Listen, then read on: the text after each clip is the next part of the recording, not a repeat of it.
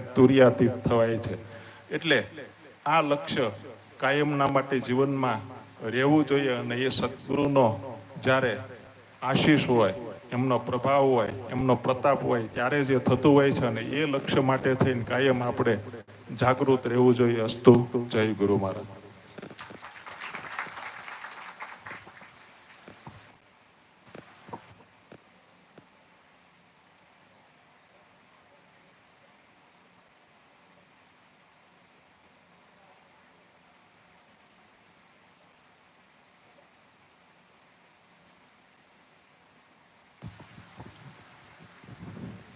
બહુ સરસ ભરત બાપુએ આપણને સત્સંગનો લાભ આવ્યો, કારણ કે તત્વચિંતક છે ભરત બાપુ અને ખૂબ અભ્યાસ કરેલો છે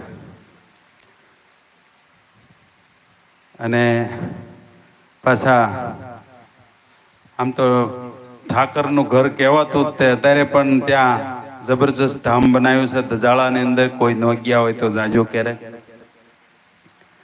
વળી પાછા ખોડદાસ મહારાજના બૌદ્ધિક છે, એટલે મારા ગુરુભાઈ છે। મારા હસ્તક જ આમ તો ગાદી થઈ હતી અમારા ભૂત બાપુની અને ભરત મહારાજની, શિવકુભાઈની, આ બધાની લગભગ 20 વર્ષ પહેલા જે જુક્તિ કરેલી ખોડદાસ મહારાજે, 20-22 વર્ષ થયા છે ભરત બાપુ, હા 23 વર્ષ થયા। આજે એ જુક્તિનો એટલો બધો પ્રભાવ પડ્યો કે ઘણા એમાં જીવો જાગ્યા। 29 જણાની એક સાથે જુક્તિ કરી હતી એક રાતમાં, એમાં ઘણા જીવો જાગૃત થયા। ખૂબ ખૂબ ધન્યવાદ છે।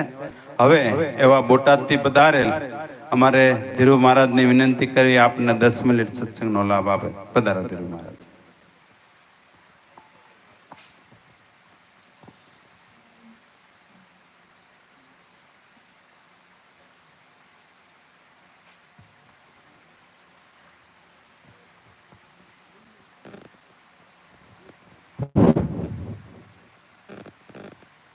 સદગુરુ મહારાજનો જય।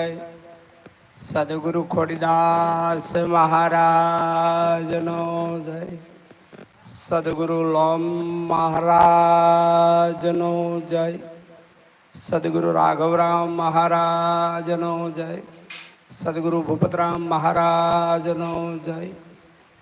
અત્રે પધારેલા હરિગુરુ સંતનો જય। આજનો પવિત્ર પાવન પ્રસંગ